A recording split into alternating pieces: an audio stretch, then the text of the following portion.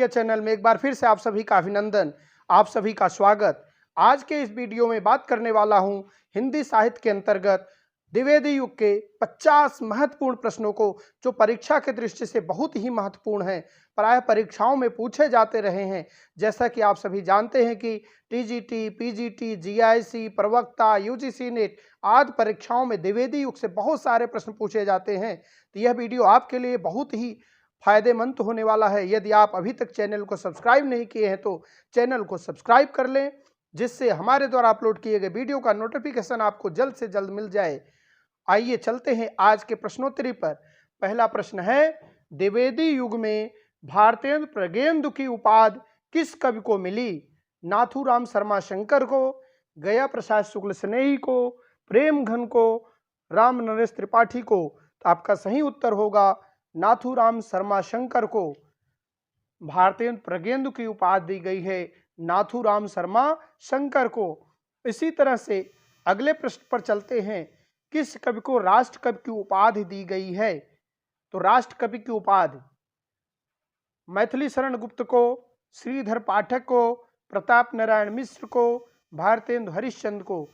इस प्रश्न के उत्तर में आप सही ऑप्शन होगा मैथिली शरण गुप्त को। मैथिली शरण गुप्त की रचना भारत भारती पर इनको राष्ट्र कवि की उपाधि मिली। इस तरह से अगले प्रश्न की तरफ चलते हैं, द्विवेदी युग को जागरण सुधार काल नाम किस विद्वान द्वारा दिया गया? द्विवेदी युग को जागरण सुधार काल नाम किस विद्वान द्वारा दिया गया? आचार्य रामचंद्र शुक्ल द्वारा, राम कुमार वर्मा द्वारा, डॉक्टर नगेंद्र द्वारा, रामविलास शर्मा द्वारा? तो द्विवेदी युग को जागरण सुधार काल नाम दिया गया डॉक्टर नगेंद्र द्वारा, डॉक्टर नगेंद्र द्वारा। इसी तरह से अगले प्रश्न की तरफ चलते हैं, गीता रहस्य ग्रंथ के रचयिता, गीता रहस्य ग्रंथ के रचयिता कौन हैं? तुलसीदास, रामानंद, बाल गंगाधर तिलक, वल्लभाचार्य? इस तरह से चार नाम दिए गए। वल्लभाचार्य नाम दिया गया है, बाल गंगाधर तिलक नाम दिया गया है, तुलसीदास नाम दिया गया है, रामानंद नाम दिया गया है। इन चार नामों में कौन सा नाम है जो गीता रहस्य के रचनाकार हैं? तो गीता रहस्य के रचनाकार कौन हो सकते हैं? इसको देखिए, पहले ध्यान से देखिए। तुलसीदास, तुलसीदास, रामानंद, बाल गंगाधर तिलक, बाल गंगाधर तिलक। जी हाँ, बाल गंगाधर तिलक आपका सही ऑप्शन है। बाल गंगाधर तिलक ने गीता रहस्य की रचना की है। अगले प्रश्न पर चलते हैं, संपत्ति शास्त्र पुस्तक के रचयिता कौन है? संपत्ति शास्त्र पुस्तक के रचयिता कौन है? आचार्य रामचंद्र शुक्ल, आचार्य महावीर प्रसाद द्विवेदी, बाबू श्याम सुंदर दास और डॉक्टर नगेंद्र? तो संपत्ति शास्त्र के रचयिता कौन हो सकते हैं? इसको आप सही से देखें तो यहाँ पर सही ऑप्शन आपका है महावीर प्रसाद द्विवेदी। आचार्य महावीर प्रसाद द्विवेदी संपत्ति शास्त्र पुस्तक के रचयिता हैं। अगले प्रश्न की तरफ चलते हैं, सरस्वती पत्रिका का प्रकाशन कहाँ से शुरू हुआ? सरस्वती पत्रिका का प्रकाशन जो है, हिंदी साहित्य की सशक्त पत्रिका सरस्वती, जिसके संपादक महावीर प्रसाद द्विवेदी जी हैं, जिन्होंने जूही की कली रचना को अश्लील का दोष लगाते हुए वापस कर दिया था, छपने से मना कर दिया था। इसके प्रकाशन कहाँ से शुरू हुआ? इलाहाबाद से, काशी से, कोलकाता से, कानपुर से? इस तरह से आप देख पाएंगे इसका प्रकाशन कहाँ से शुरू हुआ। सबसे पहले प्रकाशन कहाँ से शुरू हुआ? काशी से शुरू हुआ। काशी से शुरू हुआ और इसके बाद इलाहाबाद से होने लगा, बाद में इलाहाबाद से भी होने लगा। काशी नागरिणी प्रचारणी सभा की स्थापना किस वर्ष हुई?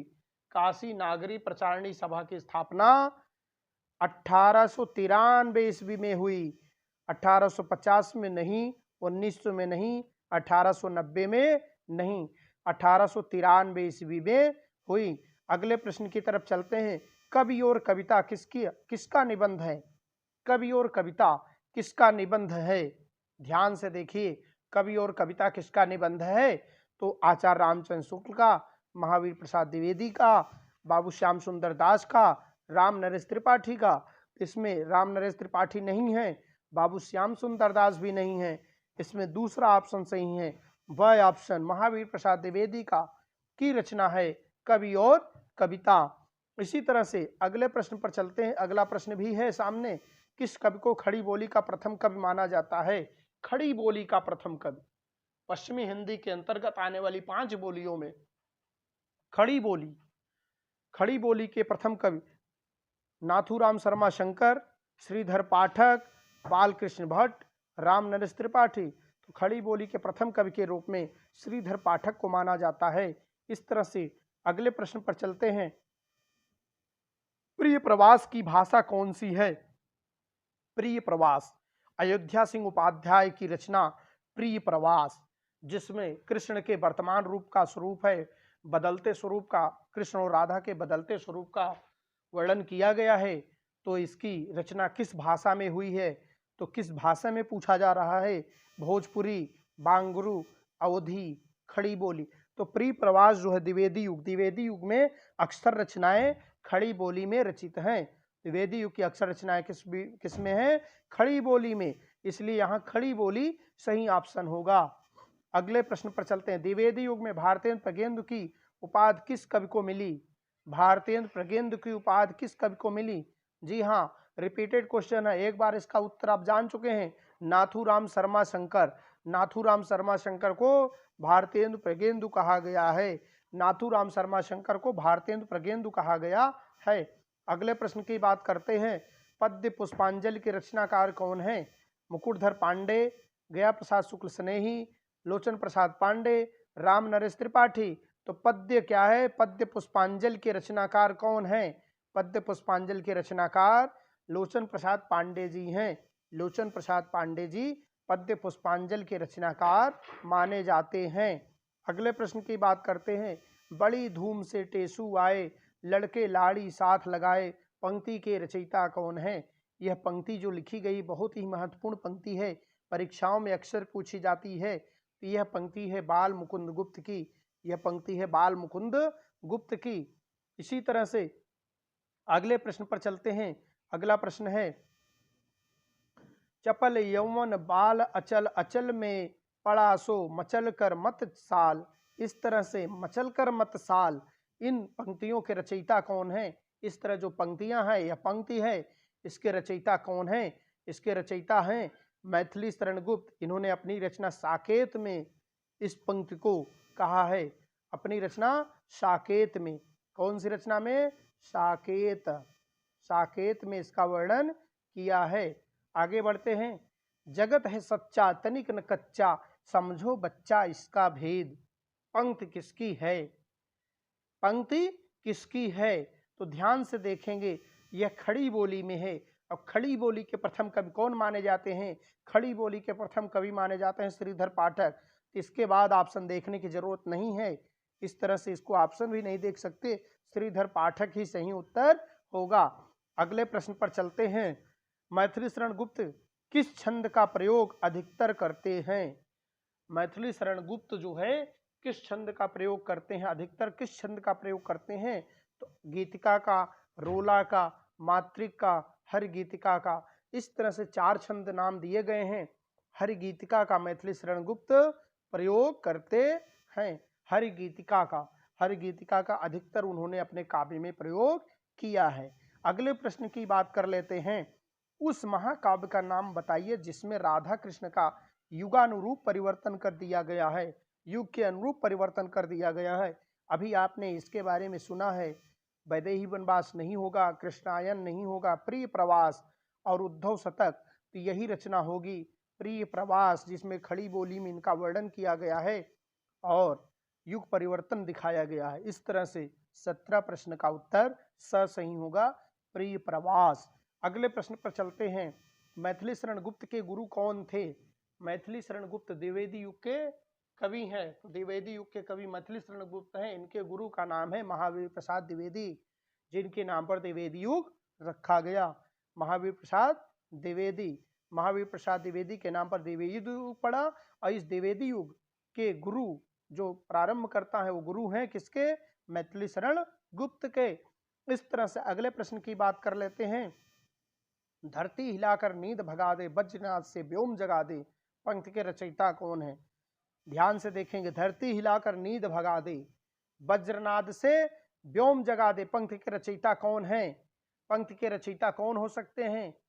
नाथूराम शर्मा शंकर, नाथूराम शर्मा शंकर। तो यहाँ पर नाथूराम शर्मा शंकर बहुत ही महत्वपूर्ण कवि हैं, जिनसे एक न एक प्रश्न पूछा जाता है। हमेशा आप इनकी रचनाओं को ध्यान में रखेंगे, इनकी पंक्तियों को ध्यान में रखेंगे। द्विवेदी युग से अगर कोई प्रश्न आता है तो नाथूराम शर्मा शंकर से प्रश्न जरूर आता है। इसी तरह से कानन कुसुम रचना के रचयिता हैं। कानन कुसुम रचना के रचयिता कौन हो सकते हैं? मुकुटधर पांडे, श्रीधर पाठक, महावीर प्रसाद द्विवेदी, लोचन प्रसाद पांडे। तो कानन कुसुम के रचनाकार मुकुटधर पांडे, मुकुटधर पांडे। इन्होंने छायावाद का आभास देखा था, सबसे पहले छायावाद का नाम इन्होंने दिया। इनकी रचनाओं में छायावाद का आभास मिलता है। यह प्रश्न भी बहुत महत्वपूर्ण है। इसी तरह से आगे बढ़ते हैं। प्लासी के युद्ध के रचनाकार कौन है? प्लासी के युद्ध के रचनाकार कौन है? श्रीधर पाठक, राम नरेश त्रिपाठी, मैथिली शरण गुप्त, माखनलाल चतुर्वेदी। प्लासी के युद्ध के रचनाकार हैं मैथिली शरण गुप्त। कौन है? मैथिली शरण गुप्त। इसी तरह से अगले प्रश्न की तरफ चलते हैं। अगला प्रश्न है, सुमन किसकी काव्य रचना है? सुमन किसकी काव्य रचना है? महावीर प्रसाद द्विवेदी की, श्रीधर पाठक की, रत्नाकर की, दिनकर की। 4 कवि दिए गए हैं। 4 कवियों में से किस कवि की रचना सुमन है? किस कवि की रचना सुमन है? यहाँ सुमन रचना जो है महावीर प्रसाद द्विवेदी की है, महावीर प्रसाद द्विवेदी की है। अगले प्रश्न पर चलते हैं। अनुराग रत्न के रचनाकार हैं। अनुराग रत्न के रचनाकार हैं अंबिका दत्त व्यास, भारतेंदु हरिश्चंद्र, नाथूराम शर्मा शंकर, बालकृष्ण भट्ट। अनुराग रत्न के रचनाकार हैं नाथूराम शर्मा शंकर। नाथूराम शर्मा शंकर अनुराग रत्न के रचनाकार भी हैं। अगली रचना है कृषक क्रंदन। कृषक क्रंदन किसकी कृति है? भारतेंदु हरिश्चंद्र की, सुमित्रानंदन पंत की, गया प्रसाद शुक्ल स्नेही की, श्रीधर पाठक की। ये 24 प्रश्न पे आप बात कर रहे हैं।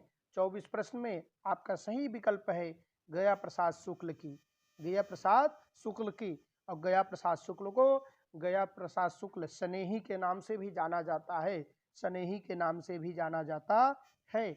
अगले प्रश्न की बात कर लेते हैं। कविता कलाप के रचनाकार कौन है? कविता कलाप 4 रचनाकार दिए गए हैं, दिनकर, बालकृष्ण शर्मा नवीन, महावीर प्रसाद द्विवेदी, माखनलाल चतुर्वेदी। यहाँ पर आप देखेंगे कविता कलाप के रचनाकार कौन है? महावीर प्रसाद द्विवेदी। इसी तरह से अगली रचना पर चलते हैं। राष्ट्रीय बीड़ा नामक रचना के रचयिता हैं।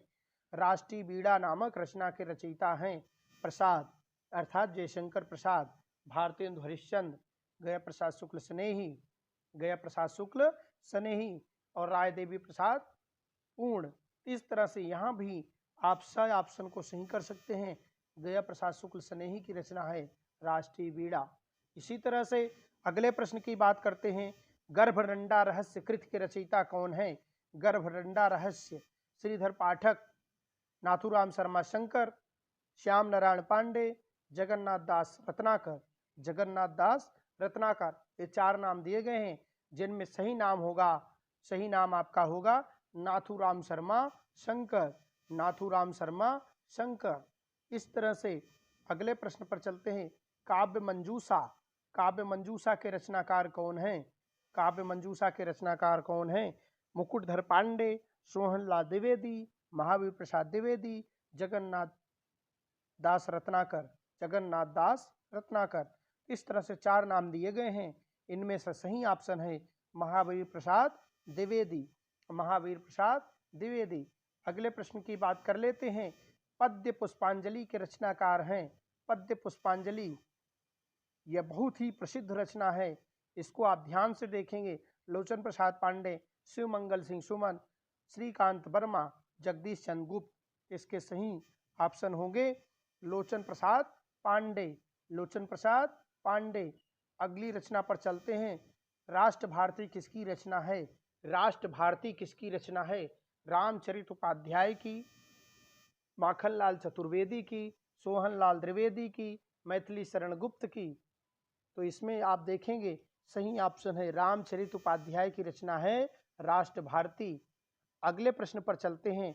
पद्य प्रसून की किसकी रचना है? पद्य प्रसून किसकी रचना है? निराला की, हरियोध की, प्रसाद की, मैथिली शरण गुप्त की? पद्य प्रसून की बात की जा रही है। पद्य प्रसून किसकी रचना है? तो यहाँ पर आप सही ऑप्शन देखेंगे, अयोध्या सिंह उपाध्याय हरियोध की रचना है पद्य प्रसून।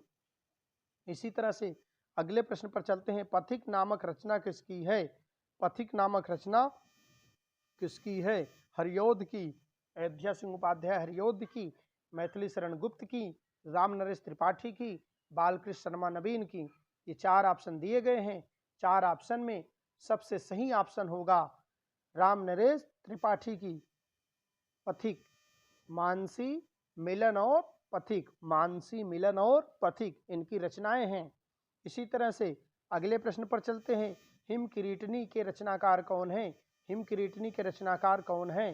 सुभद्रा कुमारी चौहान, माखनलाल चतुर्वेदी, हजारी प्रसाद द्विवेदी, दिनकर, सोहनलाल द्विवेदी। इस तरह से 4 नाम 5 नाम दिए गए हैं। इन 4 नामों में आप देखेंगे तो सबसे सही ऑप्शन जो हो आपका क्या होगा? माखनलाल चतुर्वेदी। माखनलाल चतुर्वेदी की रचना है क्या है? माखनलाल चतुर्वेदी की रचना है हिम किरीटनी।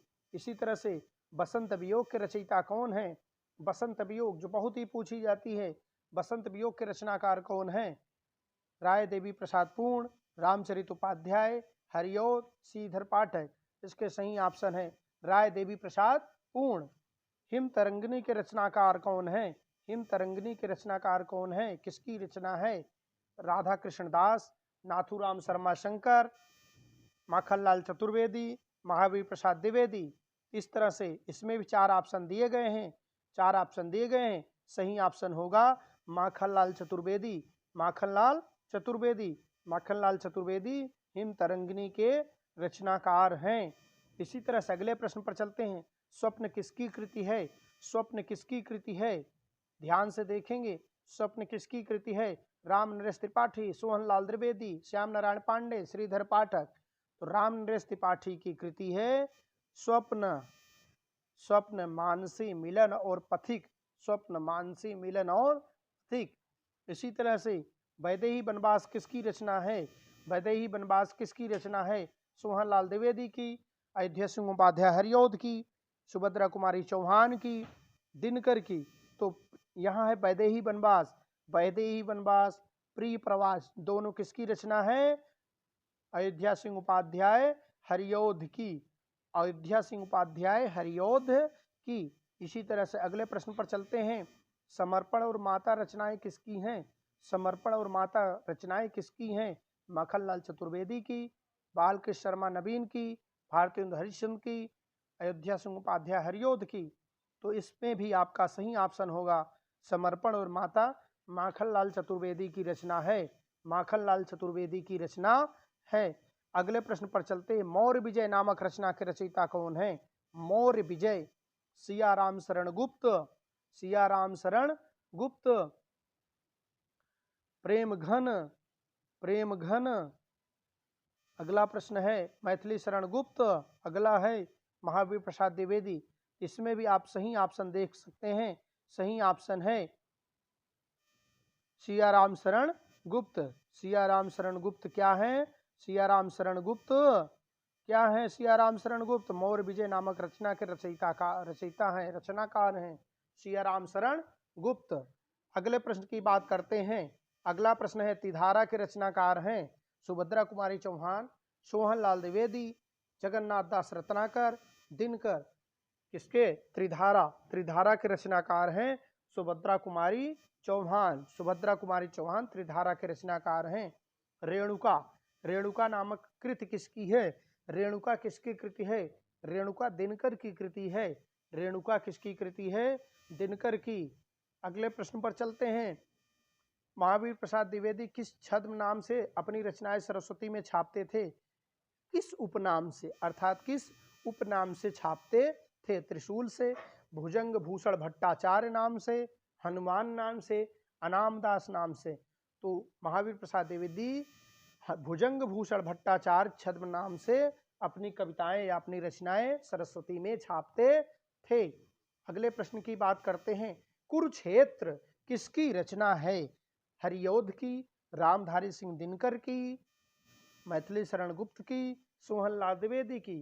कुरुक्षेत्र रचना है रामधारी सिंह दिनकर की। रामधारी सिंह दिनकर की रचना है कुरुक्षेत्र। सामधेनी, रेणुका, इस तरह से इनकी रचनाएं हैं। आर नामक रचना के रचयिता कौन हैं? सोहनलाल द्विवेदी, रामधारी सिंह दिनकर, श्रीधर पाठक, जगन्नाथ दास रत्नाकर। अब हुंकार रचना पूछी जा रही है। हुंकार के रचनाकार कौन हो सकते हैं? रामधारी सिंह दिनकर। रामधारी सिंह दिनकर। अगले प्रश्न पर चलते हैं। रश्मि रेखा किसकी रचना है? रश्मि रेखा बालकृष्ण शर्मा नवीन, श्याम नारायण पांडे, मुकुटधर पांडे, जगन्नाथ दास रत्नाकर। यहाँ रश्मि रेखा के लिए 4 विकल्प दिए गए हैं। बालकृष्ण शर्मा नवीन, श्याम नारायण पांडे, मुकुटधर पांडे, जगन्नाथ दास रत्नाकर। तो रश्मि रेखा जो है इसके रचनाकार कौन हुए? बालकृष्ण शर्मा नवीन। बालकृष्ण शर्मा नवीन। इसी तरह से अगले प्रश्न पर चलते हैं। हल्दी घाटी के रचनाकार कौन हैं? हल्दी घाटी के रचनाकार कौन हैं? मैथिली शरण गुप्त, महावीर प्रसाद द्विवेदी, श्याम नारायण पांडे, श्रीधर पाठक। तो यहाँ भी 4 रचनाएं दी गई, 4 लोगों के नाम दिए गए हैं। मैथिली शरण गुप्त, महावीर प्रसाद द्विवेदी, श्याम नारायण पांडे, श्रीधर पाठक। तो इनमें से सबसे सही ऑप्शन है मैथिली शरण गुप्त। मैथिली शरण गुप्त। अगली रचना है कश्मीर सुषमा के रचयिता कौन है? कश्मीर सुषमा के रचयिता कौन है? श्रीधर पाठक, गया प्रसाद शुक्ल स्नेही, राधा कृष्ण दास, उदय शंकर भट्ट। तो 4 यहाँ रचनाकार दिए गए हैं। इन 4 रचनाकारों में से किसकी रचना है कश्मीर सुषमा? कश्मीर सुषमा रचना है श्रीधर पाठक की। श्रीधर पाठक की। अगली रचना है कानन कुसुम किसकी रचना है? सोहनलाल द्विवेदी की, मुकुटधर पांडे की, श्रीधर पाठक की, श्याम नारायण पांडे की। इस तरह से श्याम नारायण पांडे जी हैं, श्रीधर पाठक जी हैं, मुकुटधर पांडे जी हैं, सोहनलाल द्विवेदी जी हैं। सही ऑप्शन आपका होगा मुकुटधर पांडे। मुकुटधर पांडे। कानन कुसुम। कानन कुसुम के रचनाकार कौन है? मुकुटधर पांडे। गुप्त का वह वो काव्य जो राष्ट्रीय भावना और हिंदूवादी दृष्टिकोण की अभिव्यक्ति करता है तथा राष्ट्रीय सांस्कृतिक चेतना जगाने में अपनी असमानांतर लोकप्रियता रखता है, वह कौन सा है? भारत भारती, साकेत, जयद्रथ वध और त्रिपथगा। इस तरह से अगर उस कथन की बात करें तो इसमें सबसे उत्तम उत्तर होगा भारत भारती। भारत भारती ही है जो पूरे राष्ट्र को एक सूत्र में बांधने का काम करा है। इस तरह से अगले प्रश्न की बात करते हैं। मैथिली शरण गुप्त की इन रचनाओं को काल क्रम के अनुसार बताइए। तो काल क्रम के अनुसार बताना है साकेत, भारत भारती, हेमंत, रंग में भंग। तो इनकी जो 4 रचनाएं हैं यहाँ दी गई हैं, क्रम से अलग अलग क्रम में करी गई हैं। रंग में भंग, हेमंत, साकेत, भारत भारती, हेमंत, रंग में भंग, भारत भारती, साकेत, भारत भारती, हेमंत, रंग में भंग और साकेत। इस तरह से ये 4 क्रम में बताए गए हैं। इन 4 क्रमों में अगर सही देखा जाए तो सबसे उचित क्रम है हेमंत। सबसे पहली कविता थी, उसके बाद आती है रंग में भंग, उसके बाद आती है भारत भारती और साकेत अंतिम है। इस तरह से इन रचनाओं में जो अंतिम है साकेत है, उसके बाद भारत भारती है, रंग में भंग है। तो सही ऑप्शन आपका होगा स, हेमंत, रंग में भंग, भारत भारती, साकेत। इस तरह से आज की प्रश्नोत्तरी यहीं समाप्त करते हैं। आपको वीडियो कैसा लगा?